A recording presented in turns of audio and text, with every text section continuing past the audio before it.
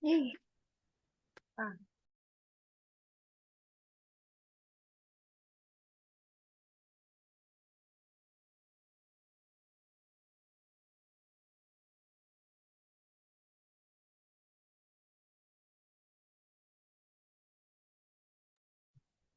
right, good evening, everyone, and welcome to today's edition of CCP Academy Learning. We'll be waiting a few minutes to have the room better filled up. As you know, we already have like 8 participants in the room.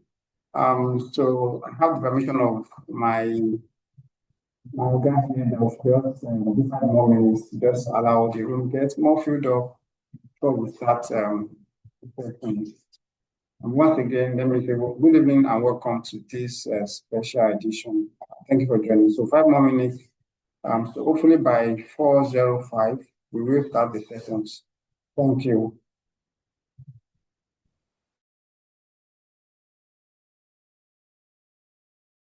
Perhaps in the meantime, maybe we should allow first movers advantage. Maybe we can just have like a small chat in the room for people that are coming early. If you don't mind, you can just unmute yourself. I'll call your name. You can just unmute yourself. Tell us maybe a bit about you, your name, what you do. If you don't mind, tell us where you practice. If you don't tell us, can you tell us how many houses you have globally that are green?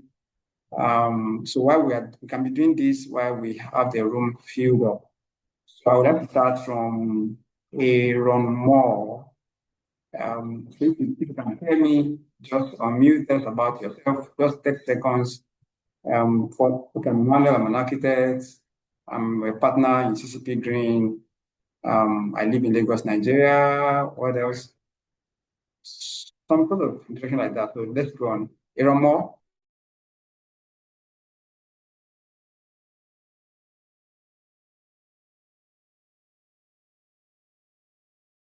Right. While Aaron Moore is not coming up, Adelo, if you can hear me. Okay. Ayomide Oladapo. If you can hear me also, kindly introduce yourself.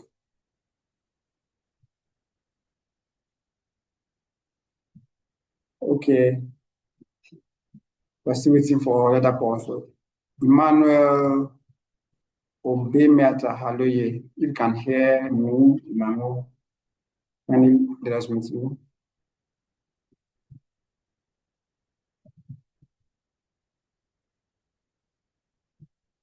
Okay, Ayomide.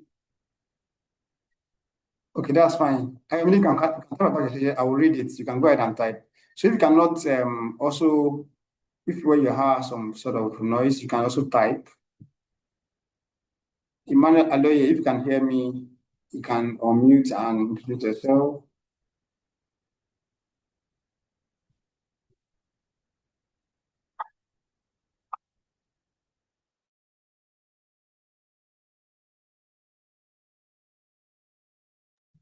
All right, we haven't heard from anyone yet. I've seen Edwin Agbase. Oga Edwin, can we meet you briefly? Yeah, I can hear you. I can hear you. Yes, can you hear me? Yes, hi. Yes. Okay. Good afternoon. How are you, sir? I'm all right. I'm okay. Well done. Yeah. Thanks. So tell us a bit about yourself. Hello? Can you tell us about yourself? Very simple. My name is Architect Edwin Abashe, project manager working with Consultant Collaborative Partnership, CCP. Thank you, sir, for joining the call. Yeah.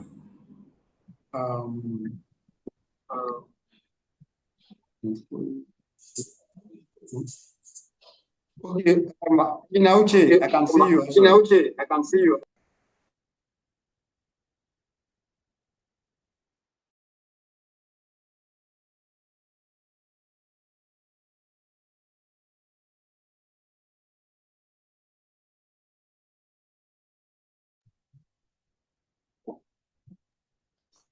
Yes, I can see you too.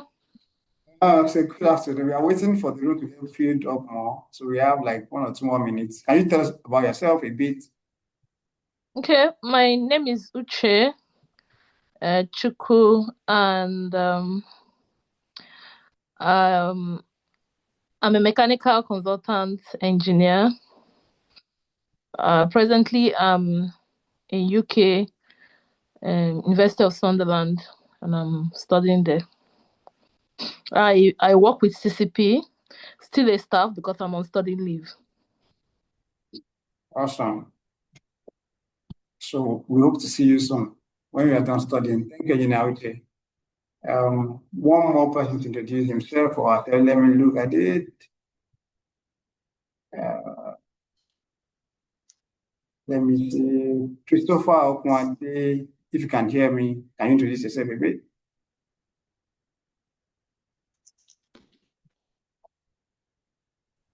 Hello, my name is Christopher Okwante. I'm currently in Canada. I recently completed my studies, I think. Yeah, and I'm currently working with an architectural firm. All right, thank you, Engineer Christopher. I think, thankfully, this our introduction was kind of helpful. So we have someone from Europe and someone from North America, and so all the rest of us, right? Myself and architect Edwin, we're in Nigeria. All right, so I think we can start now. Let me look at the room. Thank you, Mr. Christopher, for joining the call. We hope it's going to be some sort of learning. We also hope it's going to be enlightening. You're in Nigeria. Okay, Adida, thank you, Adida. Thank you for joining the call. All right, I think we have 19 people in the room, and the time is 4:06 Nigeria time. I think we can start now. I'll be sharing my slides shortly. Just a minute.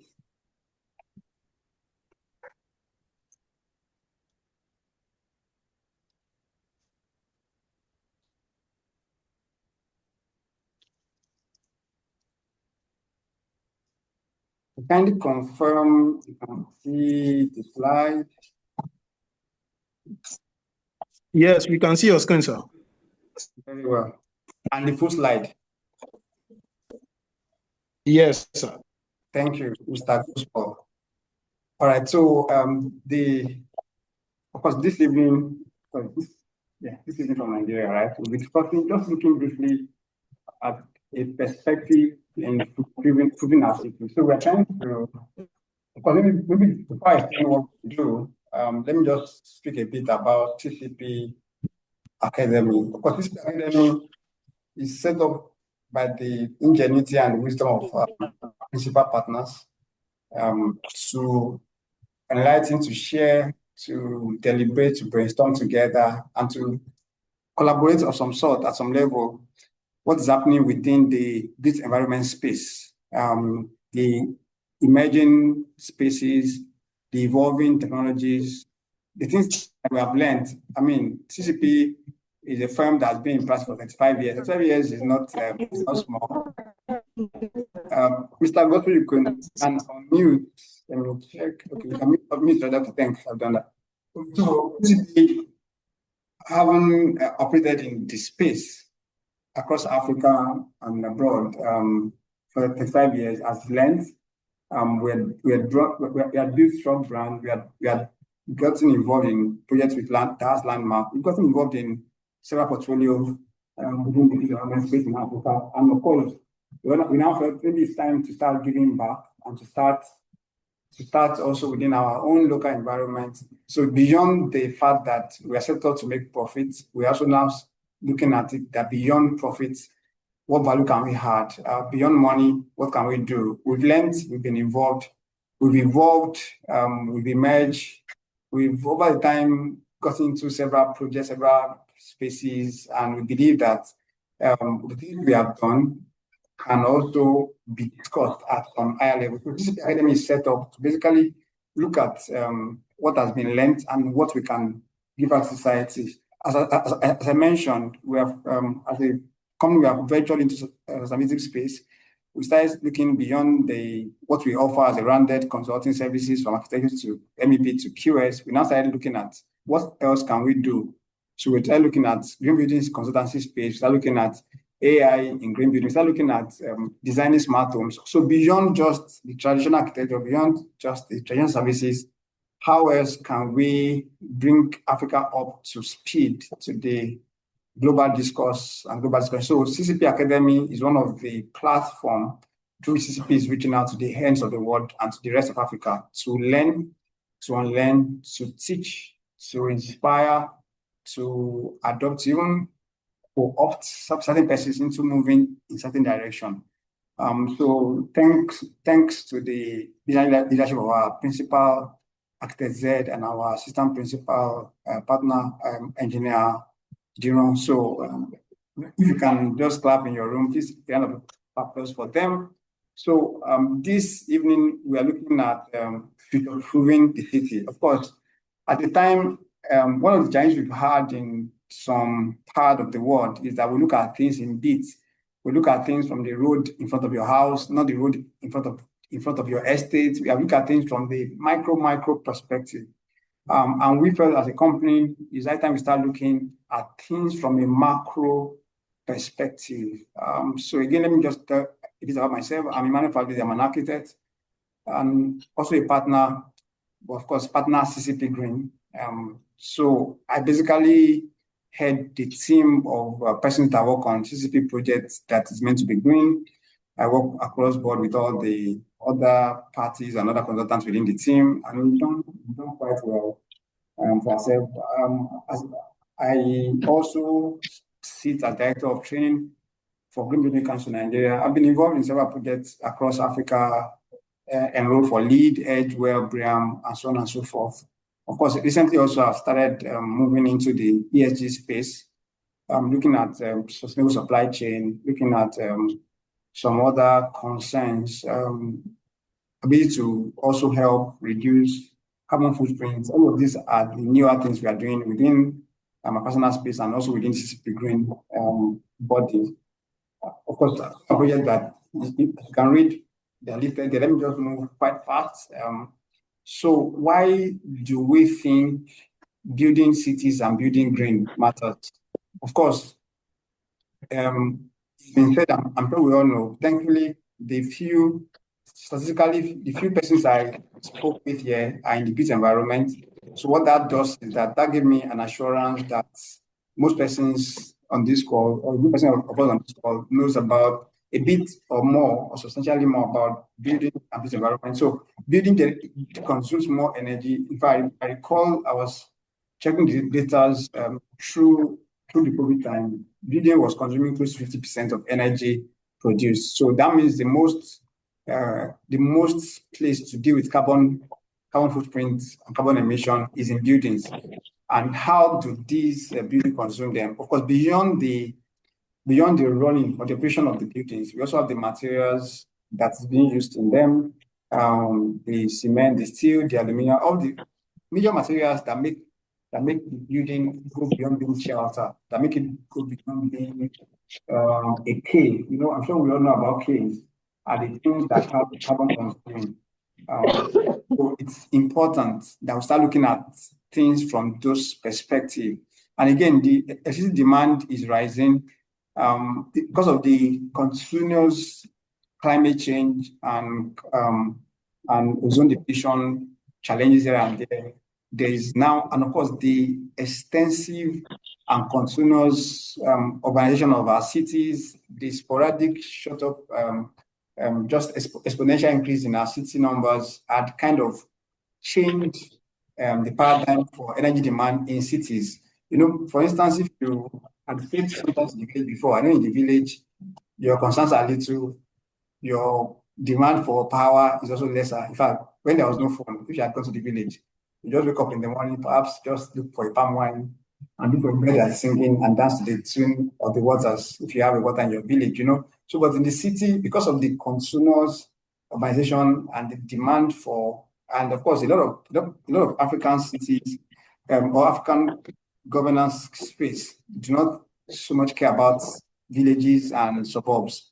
the concern of the government and governance system is cities. Everything is cities. So that means even though we have high benefits, we also have higher urbanization rates in Africa. People are leaving the cities of Africa to other part of the world. Some people are also coming from to so there's an increase in energy demand in cooling and in also eating for countries that have some sort. So the guys in our city, I think I'd mentioned some of them. I've discussed about the rapid farm growth, how that I was reading a journal recently that says that we have housing deficit in excess of maybe 80 million in Nigeria. And I was wondering, that same data went again to capture that we have job satisfaction or unemployment rate to be about 40%. And I was thinking, if indeed the data that we see and we use in Africa is similar to the ones they use in Europe, I do not think some of the data are correct because, again, there are questions to ask. Don't worry, this is not an economic class, it's just climate class or energy class. So there's climate exposure, there's heat waves, there's something. Recently, in some part of the middle belt, we have excessive flooding, we have storm, we also have some stress in some of the forest beds. So things are happening very fast. And it's as if we are not even prepared to even discuss them. Of course, discussing them is even one part. Now, putting them into policy is another conversation. Now, being able to even effectively deploy those policies and effectively administer them is another conversation. So I guess the other things we are not ready for in this part of the world. Again, there's also water scarcity. If you are in some part of Nigeria, you think water is everywhere. It's not true. There's some part of the north where they have water scarcity and drought. So you cannot just be saying, and the resource system is not what you are doing in Lagos has a tangible and intangible impact on someone in the north. So if we are wasting certain things, we are also kind of killing some persons present in other part of the world and also killing some persons' future in the part of the world where we are. So we are looking at now, past and the future in this whole conversation. Again, skill set gap. Of course, skill yet is not necessarily craft skills. We're talking about knowledge gaps. We're talking about soft skills. What do you know? At some level, you are solving a problem you don't even know ever existed. You're meant to be solving a problem you never knew existed or existed. So a lot of conversations around what skill set we have. What do we teach in our colleges? Some colleges are still using the scientific curriculum. They are trying to teach architecture, engineering using the 1976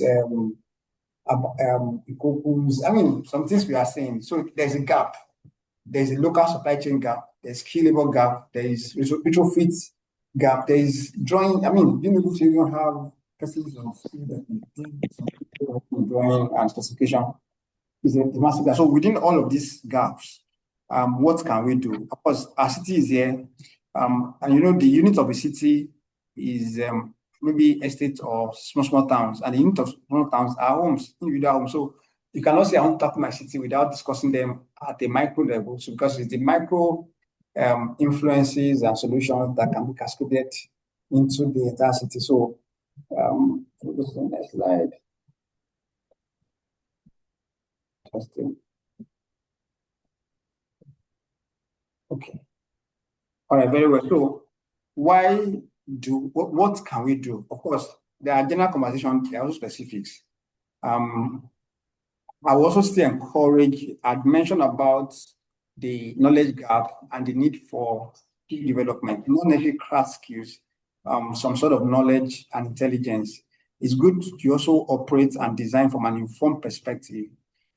Passive design is now non-negotiable. In the days when we started architecture, what you consider when you are designing is where the road is. So where the road is, we have your master bedroom. If you are designing of course, the way we're trained, if you are designing for a one family apartment, they will encourage you to put your living room in front, anteroom facing the road, car park, so you park, now look at the anteroom. So it doesn't matter where the sun is rising from or setting from.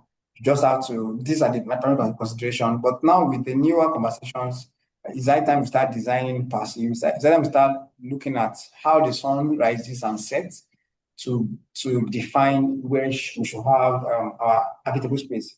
That time you go to site and you start looking at prevailing wind direction. In fact, that time you start measuring even the wind velocity itself to determine how and what impact some of the design elements we have on the overall operation of the building. So it's becoming more evolving and more deliberate. And there are some softwares, even in our basic Revit now, you can check for the degree of passivity of your design.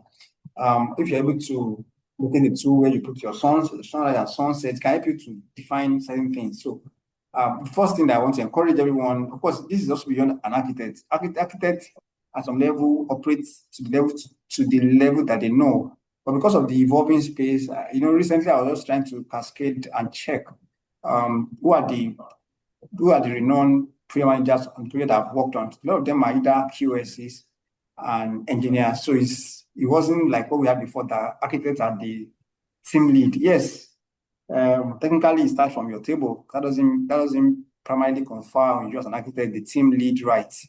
Team lead rights can be conferred if you operate from a very, very strong knowledge base. So again, HVAC system is also now massively discussed. Before, what we are curious about is where do you put your headboard, where is the AC, where is the vent, this and that. But now we are asking questions around your option of refrigerants, your option of cooling. Is it air cooling? Is it water cooling? We're asking about the noise level in your duct system. So there are questions to ask. And you cannot also not face your clients. There is a client I work with.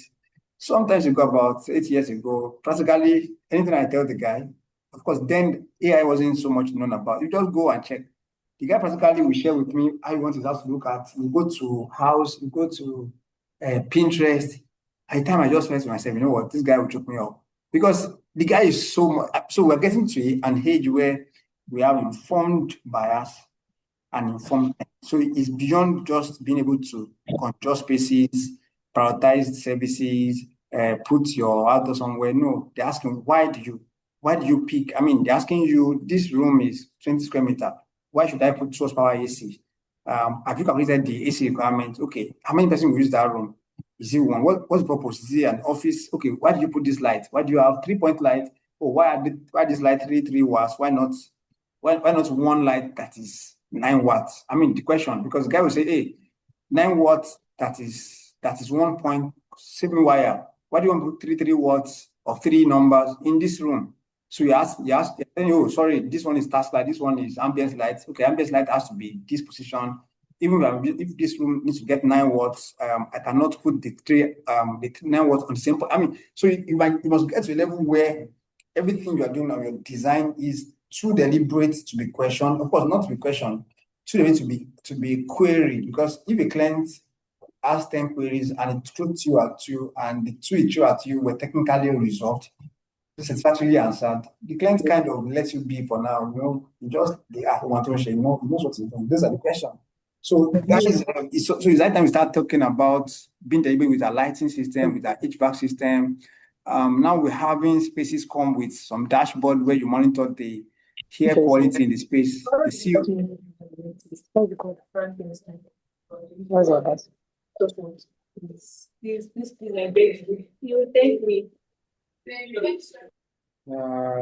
Can you pause mute us? I will just mute. If you are not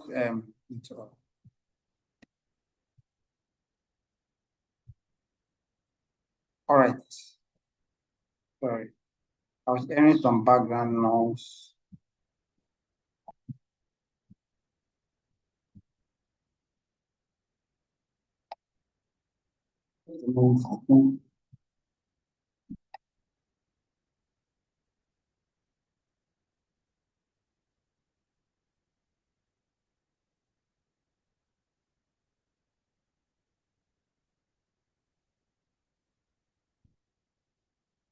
Sorry, I was trying to address some background noise. Let me see. Okay, so I'm still here. I need to move very fast because of our time. So I discussed about how we can start designing deliberately. Again, it's now a good thing to start thinking about on-site renewable energy. Of course, at the beginning of the journey of these renewable conversations, we need more space. We need more storage spaces. We need more space for our panels. But now with technology, we're having some efficient panels, or even having efficient films that even beyond the panels, they are cheaper.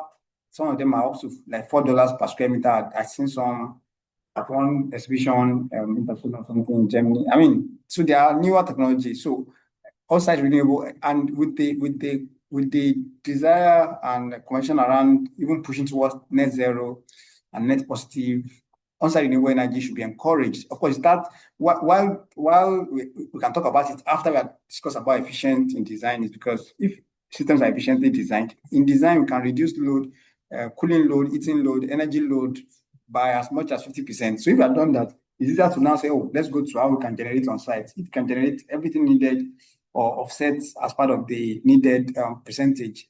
Again, water use, stormwater, urban drainage, all of these are the things that now come to bear when we think about future-proofing the city. The nature-based solution, just speaking a bit about urban drainages, the thing is that some level, we kind of just manage crises in this part of the world, whereas crises are meant to be preempted and planned for in our planning, both within, some of us are estate designers, some of us just design estate as an habitable space. No, it's a system. Within that system, things must run very well. So again, there are now nature-based solutions like green roofs, like walls, green walls, urban forestry, then sustainable materials, landscapes, circular construction. At some levels, might be also be modular construction, being able to also recycle some of your content in other aspects of your construction work. So I think I also leave you to go and read more, because this is just like an awareness class, just to say. I think I'd mentioned about passive design, about orientation, how we can also harness daylight and natural vegetation to reduce our lighting consumption or lighting requirements, and also energy consumption. Again, how we can also, in fact, there was I met some guys recently that their own focus now is to design sustainable and resilient envelope. So there's a newer kind of an emerging profession. It's an offshoot of architecture, but it's like a facade architecture. So theirs is just to basically look at your design, make it fascinating as you had thought of, make it dazzling, but you need to make it kind of resilient. Trying to define your UV benchmark, try to define your window to wall ratio, define a lot of things for you, your shading device, the projection, the angle of this and that. So all of these are now becoming conversations and professions that people can specialize in. Then we also, I think I also read something recently where we have adaptive facades that kind of respond to the prevailing heat island or heat temperature within the environment. Some of them have glazed panels that kind of respond to either quality of light or time of the day. It just to make things more dynamic in design. Of course, some of these things, what we need as designers or as engineers is to primarily know they existed, get to read about them, or get to invite persons that's a specialty to get them discussed on our project. Then we also have nature-based system, green corridors, wetland. I won't be going into detail into this because of our time.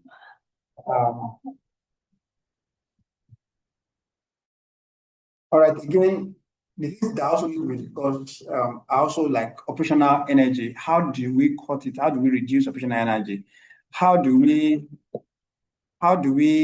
ensure that our heat pumps and our cooling, where applicable, are kind of efficient? How do we check? At some time it was easier to just recommend and specify, but now we are saying before we recommend, we are requesting for manufacturers' details. We are trying to go on their website to read about their cooling or heating system before we recommend them, because we also want to go to our clients, before engineers could just design and just tell them, oh, this works. Now, clients are now requesting, do me a daylight simulation, do me an energy simulation, tell me what you have done with my energy, give me in perspective how many kilowatt hour I consume per day, or that would be my loading benchmark. So there are things that just getting evolving.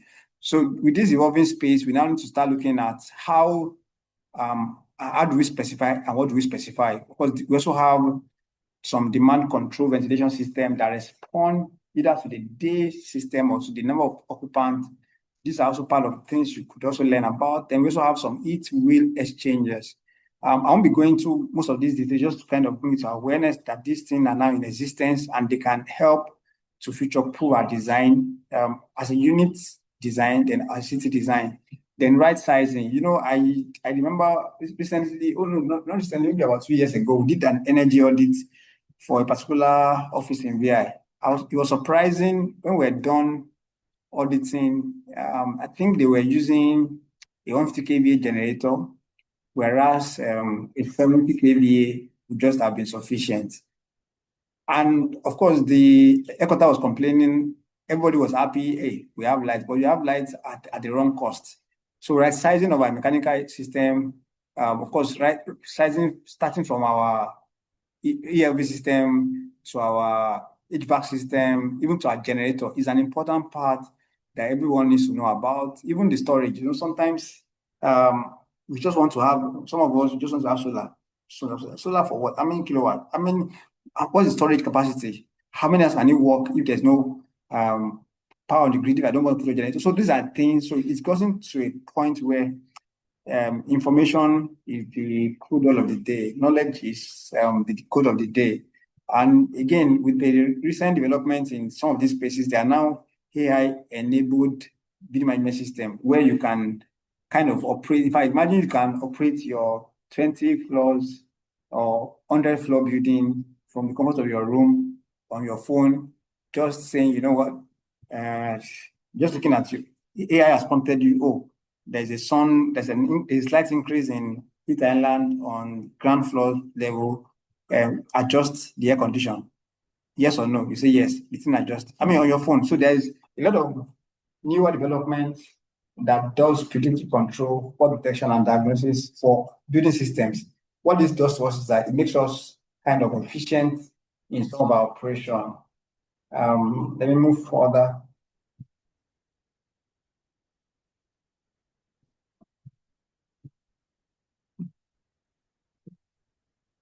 Okay. Yeah. Again, I think a bit about renewable energy integration. What we do have often in Nigeria or in Africa is an on-site generation. But if we're getting beyond that, some cities are now having microgrids where they even allow you to sell your own locally generated power into the main grid, and you get credit for it, or you get it as an offset. In fact, you can even get it as a renewable energy certificate that can be sold in the market. So carbon offset is becoming what people discuss often. Is becoming a big market. Carbon market is becoming big, where people are trying to buy what the crime they are committed, buying from the saints, the crime they are committing somewhere else. I mean, for another day. So what this basically look at is how do we our photovoltaic system, our rooftop PV system, how do we integrate them into the city-wide power generation? Of course, these conversations are real. They are going on. But are they real in Africa yet? No, they are not. But when we get there one day, sure. Shortly from now, we'll be there. So storage devices are also, we need to study into those things. What do they store? How can we also power, or how can we kind of prepare our project ahead of the curve to ensure that we also properly position for this? Then distributed energy, let me just leave this. Embodied energy, of course, embodied energy often discusses the energy from the extraction to the, let me try and recall, extraction to the end of manufacturing process to even installation of a particular material. Now, over the years, a certain carbon offset framework is being set up, green building framework is being set up. Everybody is trying to focus and strategize on how to address this, because again, embodied energy matters because as it is an embodied energy to a material, it's also an energy, is an alternative energy from another source. So let's say, for instance, your generator that's being powered by diesel is being used to extract your limestone. To the limestone extraction, which we end up at cement, is an embodied energy. From the facility perspective that has that generator, is an energy injected. So, so things are being looked at a different perspective. Is it a primary energy to me? Is it secondary energy? Is it an embodied energy to you? So in all of this, we're trying to see how can we design efficiently? How can we recommend efficiently? How can we reduce carbon footprint of a building? So are now around life cycle assessments. So a building is not being looked at from just the point of its production or its point of operation. It's not being looked at production, operation, and end of life. How much does it even cost to demolish and discard the materials I'm generating I'm going to use? So we're looking at it from life cycle perspective, from early design stage to the end of life, from thermal to maintenance performance, everything is being looked at. These are also context to think about in the future-proofing conversation. Then there is now a newer conversation around material passports and digital product declaration. Of course, beside the digital product declaration, there is regular for anyone to design green or to detail green. There's need for you to kind of know what every material contains. That's why that product declaration document is important, because that also helps to instruct you on its possible recyclability or its possible reusability. That also helps you to know the carbon footprint of that particular material. So material passport is being discussed at a smaller and a bigger scale. I'm not going to that now because that's not our focus for today. And of course, digital product is also being encouraged, where people can check certain things about those products on some platform, either online or a closed circuit system. Again, modular design is also being encouraged, where, for countries that are without manufacturers. I was in China some time ago, and I think what fascinated me the most was excellence at a scale. I went to some buildings that are about 50 floors, and I look around, there's no part of the building that is painted. Everything is either paneled. The panel was cut to accuracy. So at the time, I was so thrilled that I started studying what can be responsible. And I discovered that the factory that produces some of those panels are just maybe 2 miles away.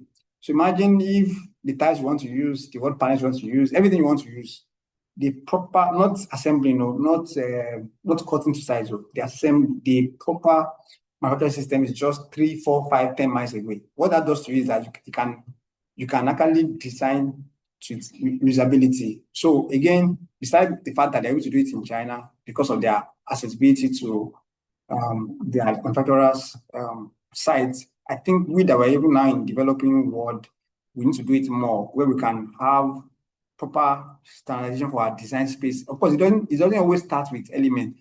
Often, most manufacturers always design to modules.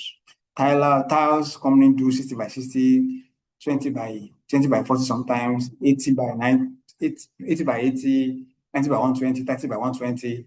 However, designers sometimes design room of 3 meter by 3 meter. Yeah, 3 meter by 3 meter makes sense because it looks like a module. But by the time they're done with plastering, that means you have, of course, maybe 3.1 or 3.2 might be the appropriate. So again, we need to start designing for disassembling. For instance, you want to design your story height. Yes, story height, knowing fully well that reinforcement comes in 12 meters.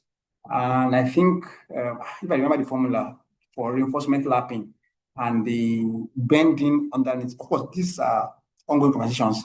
It's not always one size fits all. I would think designing a room to be 3.4 might be a wasteful gesture, because by the time you do 3.4, you add the 150 mm slab, that's 3.55. That means what is left, 450 will not be enough as an overlap on reinforcement. That will trigger waste, and that waste will be cascaded. Imagine you already have waste on your reinforcement bar. So that means even as you're designing your headroom, you're asking questions: is it a legacy project? Is it an economic project? If it's a project that is done for a low-income gesture, maybe the headroom is better at maybe 3 meters, so that if the cost of 4 meters, after they take the 150 slab, whatever is left, maybe 700 to 800 is not an overlap for your next reinforcement. You can even bend the column. So all these things needs to be discussed and needs to be understood, because understanding helps designer to protect their clients and also protect even the practice, and also operate from a different perspective. So we need to design for disassembling, both the ones that can be reused or the ones that can be reused. I think this is also important. How you can do reversible engineering at some level. Of course, mass timber and bio-based, I won't be speaking so much about it. I just put it there. Yes, this is one of the things that also kind of encourage reusability and easy disassembling. However, it's a component we are not necessarily ready for in this side of the world because of our limited policy support, limited research support, limited manufacturer support. Again, even data system, I was trying to recommend, at the time I was trying to run a project with a client, and we're trying to look for common data on certain wood.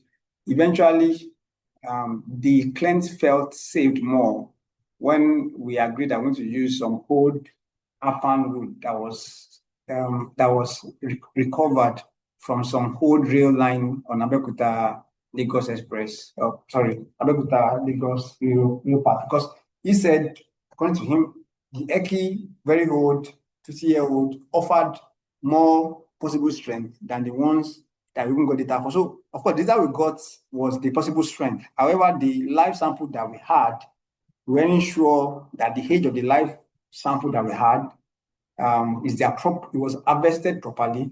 So I could not give him the guarantee that the data I presented to him of some thick, of some mahogany wood, that data and the element that I have aligns, because we weren't sure. There wasn't a way we can capture, of course.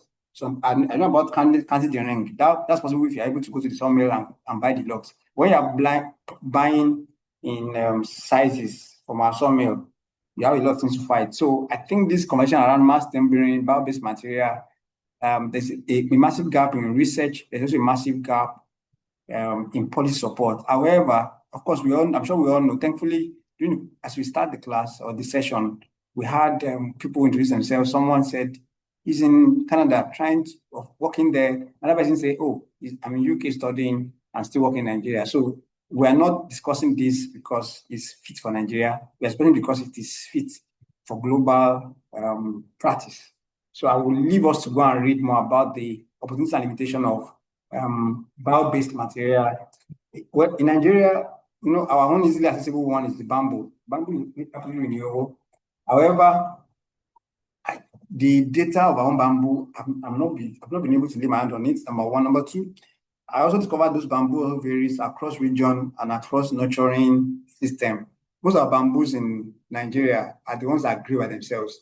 In the part of the world where they use bamboo for some sort of reinforcing system, they deliberately plant them, and some of them are already kind of genetically modified. So you see their trunks are not as the one we have. I guess the ones we have are good for local deckings and proppings and scaffold that we use them for in some of our local construction or in some of our simple construction. So maybe we are ready for them being used for buildings that can last longer. Maybe is what we should ask ourselves in this to come. If we have research and data that can capture and kind of protect the designer. For a designer now, let's say for instance, as a software engineer, they bring to you pillar reinforcement and you have the data. If anything happens, you're protected. You simulated based on data given. You have a live sample. They gave it to you. Now you didn't use it. It's your headache, it's not your headache. But they gave you something you can use. But in the case we are trying to think about this, bio-based material, consumer-based material, and then there's nothing to consult. It gives us some setback at recommending them. Of course, retrofitting again, while we are looking at the entire stock of the city built environment, we also talk about retrofitting because, again, do we have the latitude of continuous infrastructure development? No, we don't. Marina has been marina for donkey years. Things are still happening there. Of course, thankfully, we have new city development. We have the Atlantic, we have some shoreline, we have an island that's nearly 20 years old. However, the old ones are still not living the same. So that means we need to start looking at how do we retrofit them how do we retrofit them? How do we develop the models? How do we have tenancy communication? How do we kind of stagger the occupancy system to ensure that we have this retrofitting are part of the things we should discuss in days to come? I need to move very fast now. Let me see where we are. Just a bit. Please, you permit me to keep some slides because we have 15 minutes more plus. Of course, again, Urban Heat Island basically discuss around the things. Heat Island discusses heat level that it emanates from surfaces, from flat surfaces or direct surfaces that is being hit by sun, either your roof or your road. So when we talk about urban heat island, we're talking about the heat generated from your surfaces, your roof, the road, all surfaces that absorb and emit heat back to the environment. They are urban heat surfaces. Then how do we mitigate them? Of course, one of the ways that is generally known for mitigating urban heat island is green roof and some green facade. Again, nature-based solution can also help, and proper landscaping can also help. Of course, the challenge in the city is also due to lack of maintenance culture. You know, I was working in an estate some time ago, and I remember one of the guys that was in that estate, there was a road we were meant to fix, and he said to us, all of us on that team, that we should ensure that there's a 2 meter setback before we start the road. I agree with him because, of course, I'm a green guy. I know what he said. On another part, I went to him and I said, you know, in the cities where this thing works, there are policies that kind of instruct homeowners to lawn their green. Lo and behold, we agreed. Each time I drive back to the estate now, it's always a sorry case because most persons only have those green frontage, but they're not landscaping them. So again, these are small innovations or gestures that can help to reduce urban heat island. Of course, does it matter? It matters because you might think it doesn't matter to your house. However, it reduces the cooling need for every part of that street or city. So these are the things we can discuss either at the micro scale or at the macro scale. The nature-based solutions, things that can be done or things that can be introduced. The nature, it could be some wet, it could be some water fountains. I was in a city some time ago, and I was seeing some beautiful waterfront. I thought they were natural until I discovered that a lot of them were artificially developed, and they now look or had become natural because some of them are connected to some major rivers. So that means we can start discussing some nature-based solutions at some micro and macro scale. I'm trying to see.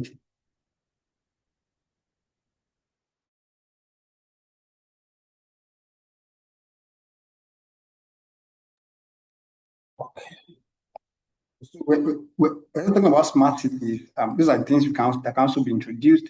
Well, smart cities is basically cities that have live data, maybe in a layman definition, where you have sensors that give some real-time energy, that also give some indoor air quality data, that also kind of show your occupancy rate and some other feedback loops. These are not, this cannot be sponsored by a person. It has to be government driven. These are also things that can also help. Some of us on this call, we eventually emerge wanting to be governors, to be advisors, to some government at some level. We also need to look at these things to say, oh, how can we do these things at a bigger scale? At some level, I observed there's a place there's an highway I usually drive through. So there's a part of that highway that they put do not speed. Another part where they put your speed. I observed that when I get to where they say do not speed, I want to speed more. But when I get to where they put data of my speed, I want to slow down so that I will not see myself running 140. You know, it's quite interesting. So that means if we are also kind of developing cities where we have data, they know their CO2 level and they know the implication. You can see the temperature. Maybe it's at some level more responsible. Not just telling them not that ground. Once say eating the ground keep 4 fish per annum or something. A bottle of water that you drank without being properly, without discussing, they can't properly have this impact. So maybe some sort of information can help.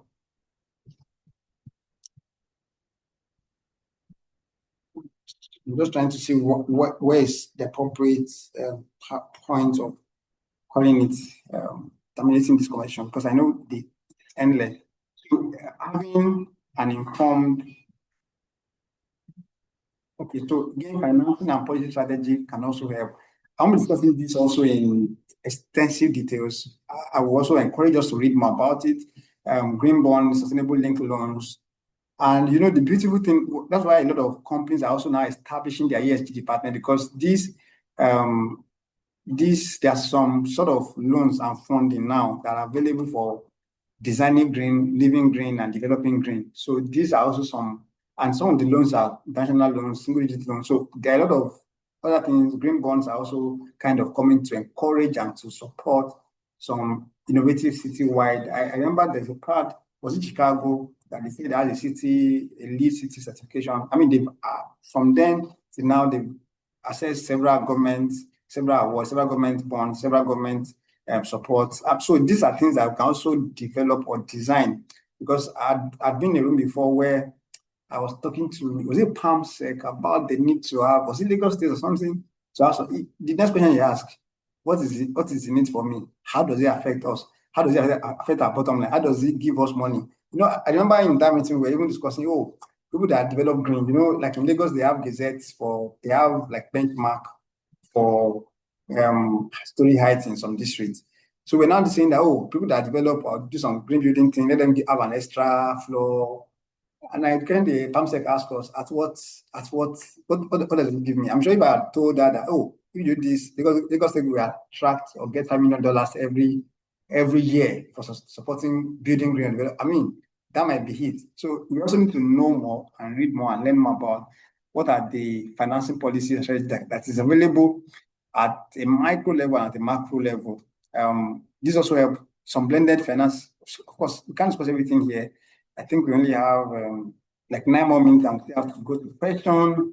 So while we're discussing this, okay, so this also kind of define the metrics to check, to monitor, and to verify.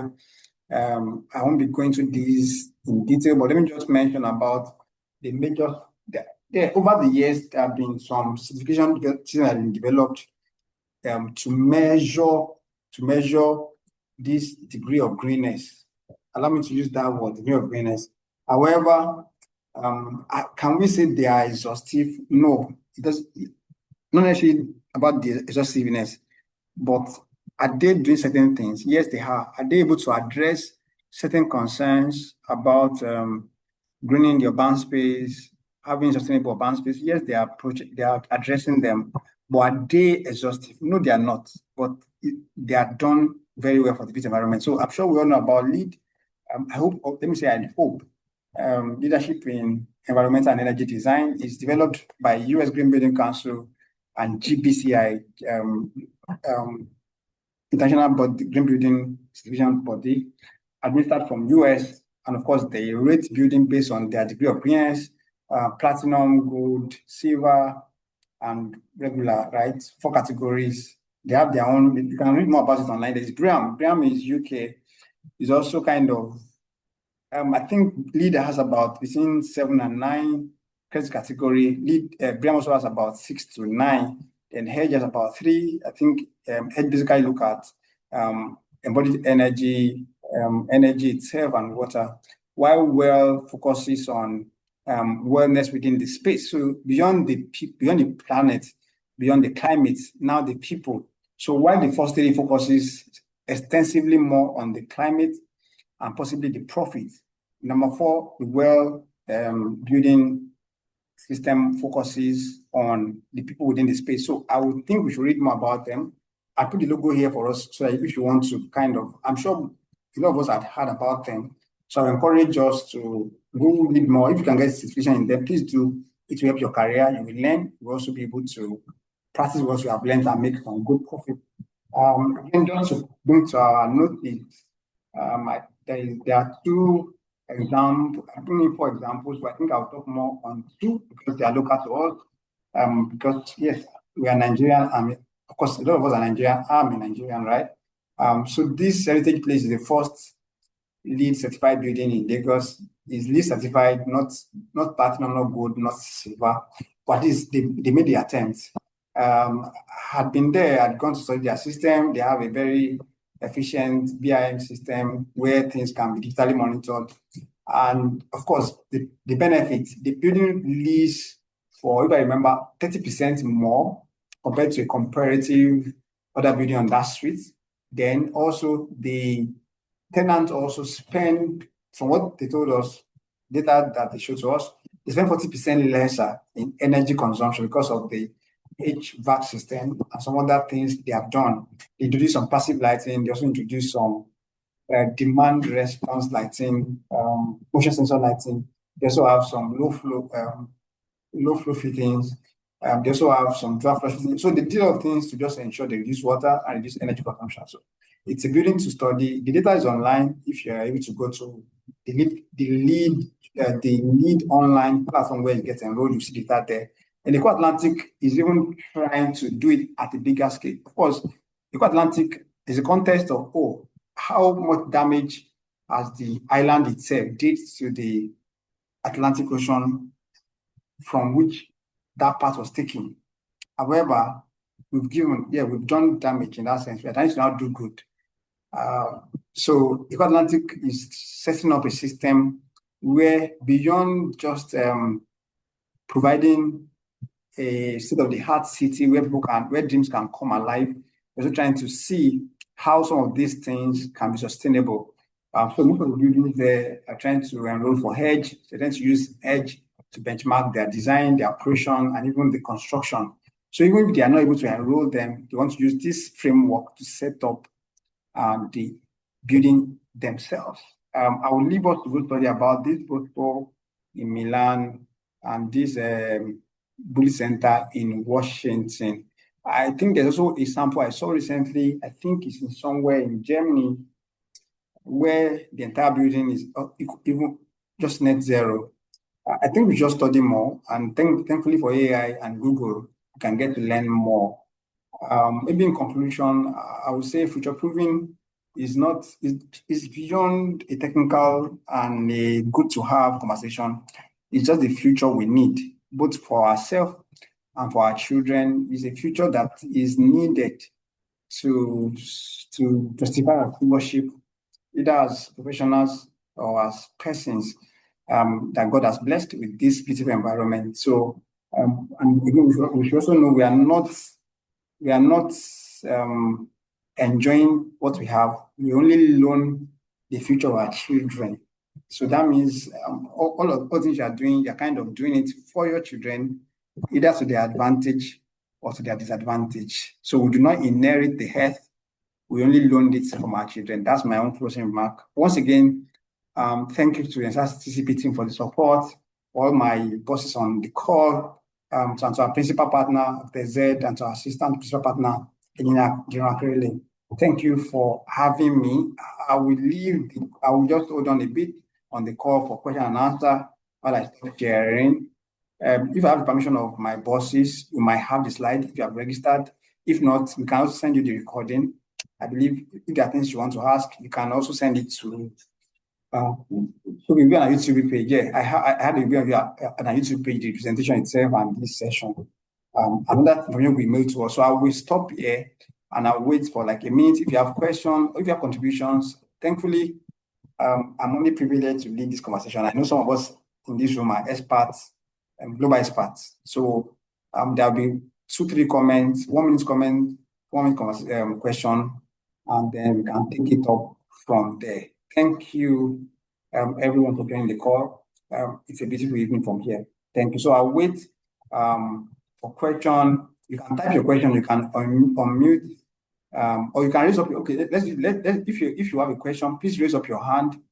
Okay, I can see Architect Uduak. I will allow him to go first to just kind of give a closing remark on behalf of all of us. Then, if you now have a question, you can raise up your. Okay, no, let's do the question first, maybe 1 or 2 persons to give questions. Then Architect Uduak will now give a closing remark. Good evening, Sam, and thank you for joining. I'm just seeing you. So we allow questions, 1 or 2 questions first, then you give a closing remark, sir. Yeah, thank you, sir. But like questions, you can raise up your hand, and I will allow you to unmute so that we can make it orderly.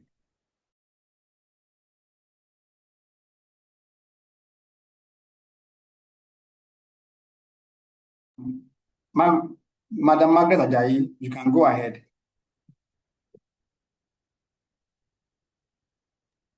Good evening, sir. Thank you for a very enlightening session. Thank you.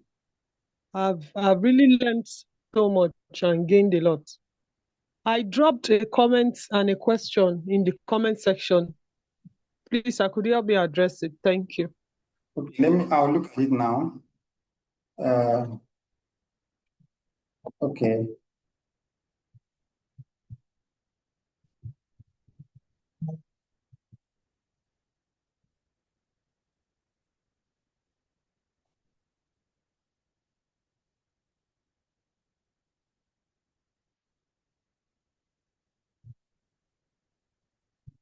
No, this is Ayomide. Okay, hi, Ayomide, thank you. You're very to conserving. Okay, thank you. Let me just look for Madam Margaret's question. Okay, thank you so much. Please, I will be glad to see if you can share the slides with us. Yes, that's left. Yes, you get the slides. Yeah, we will put it on our social media pages. Okay, so the link on our social so the link will be sent through our social media pages. And our YouTube. Okay, so what we'll do is that the link will be shared on our social media pages. Then also the slide on this page. So if you follow us on our social media pages, both our YouTube and our Instagram, Facebook, you get the link to the video and to the slides. Am I correct? So Emma, you will get the slide and the video. Okay, so you're also asking developing a framework for building Nigeria to earn carbon credits. I'm planning to do a research into the possibility. Yes, well, beautiful research. You're planning to research into the possibility of developing a framework for building in Nigeria to earn carbon credits. I think it's a commendable work you want to do, Madam Margaret. You can reach out to me on LinkedIn. Maybe I could offer some sort of support. Yes, do you say possible? Yes, it's very possible. However, developing the framework is not even it's even being able to capture existing framework can be used that has been used in either developed or developing countries. The question is, how do we capture, how do we register, how do we verify, and how do we resell? Because developing it is beyond, there's a carbon something Nigeria. There's one TCN thing, something that Nigeria has. They are meant to be the one to develop the framework that is recognizable, because you can't also sell carbon within Nigeria market and it's well. Most of the people in the Nigeria market can either want to buy it abroad or buy a verified one that's in Nigeria. So there's a lot of other complex matter in that carbon credit space.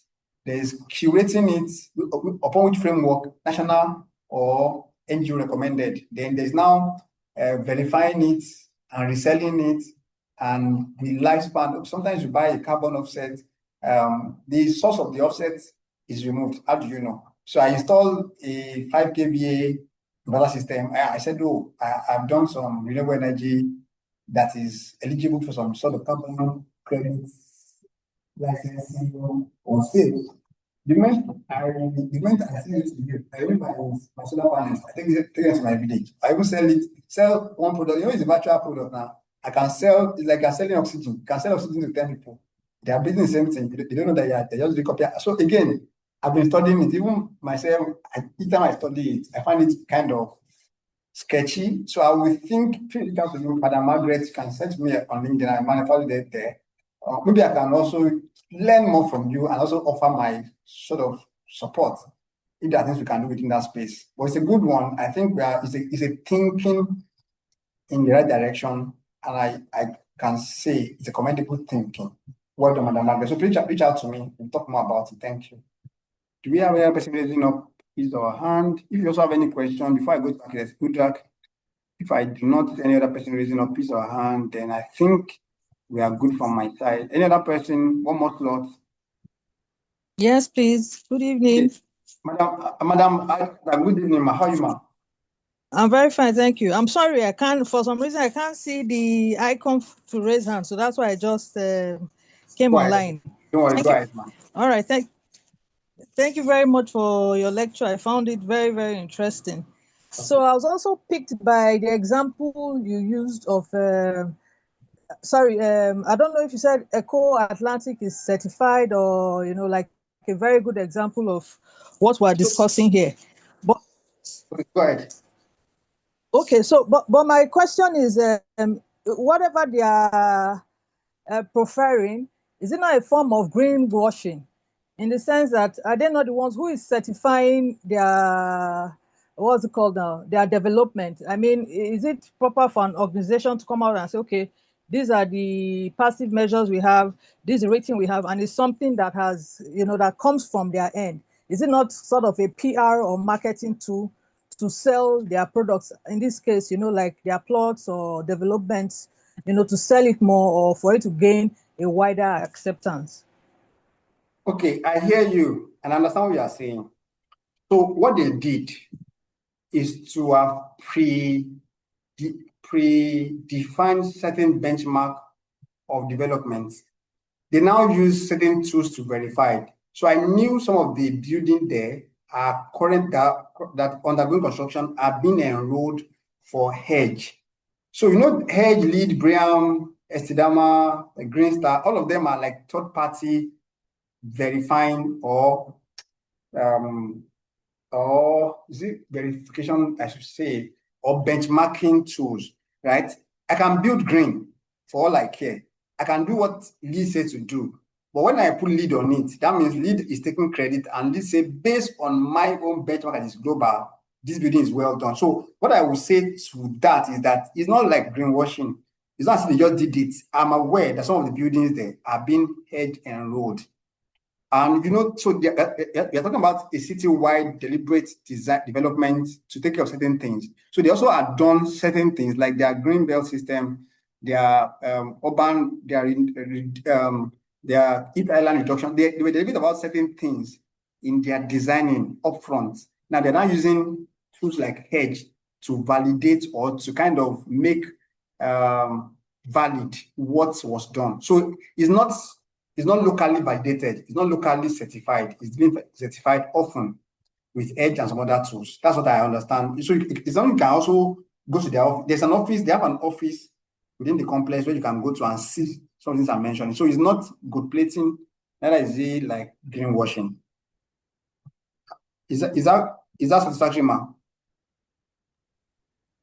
Yes, it is. Thank you very much. All right, ma'am.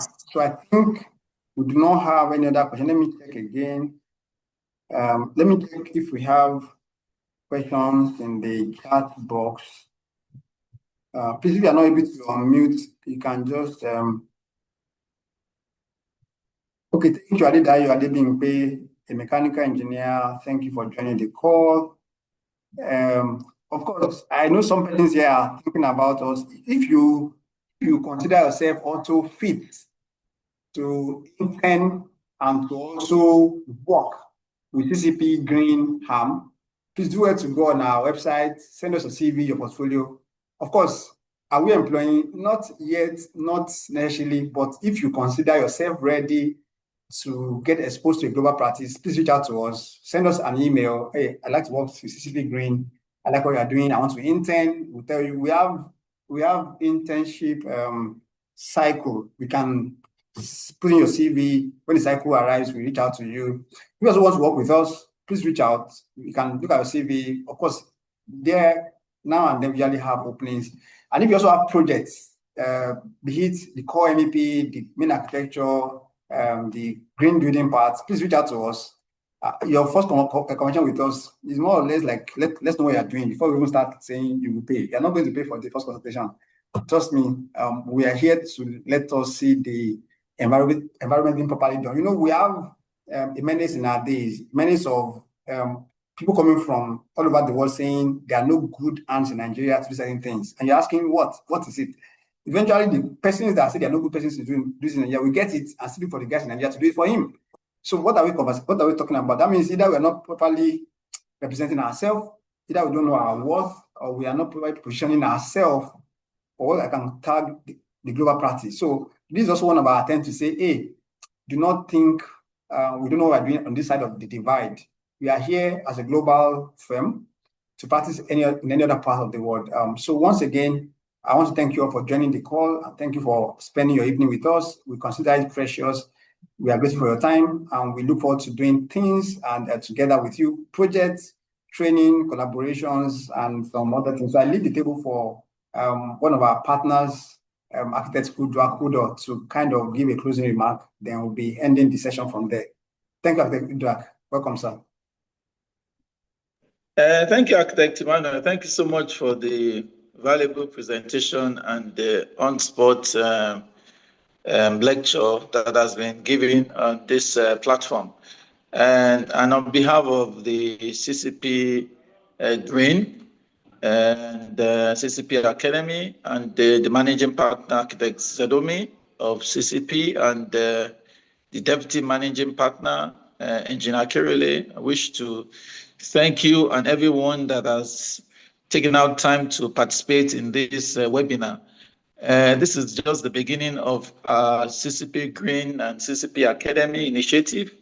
We believe that as we get along, we're going to use this as a platform to reach out to people who want to collaborate with CCP, maybe in terms of training, in terms of doing business or projects. You can always collaborate with us via our CCP Green platform. We have our website. You can go to our website to see all the information that is required for you to be able to collaborate with us. And I thank you once again for your time. And we wish you guys a pleasant weekend. And we're hopeful that such webinars will be maybe quarterly, maybe once in, maybe twice a year or quarterly. We're going to work something out to ensure that we carry everybody along.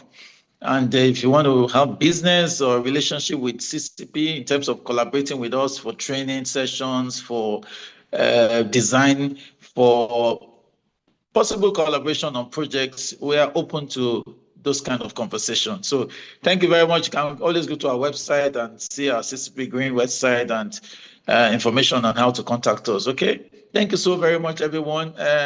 Architect Emmanuel, thank you so much once again. And every one of you, I wish you all a wonderful weekend, and let's continue to stay green. Thank you, and have a good one. Thank you. God bless. Bye-bye. Sir, bye-bye, sir. Bye.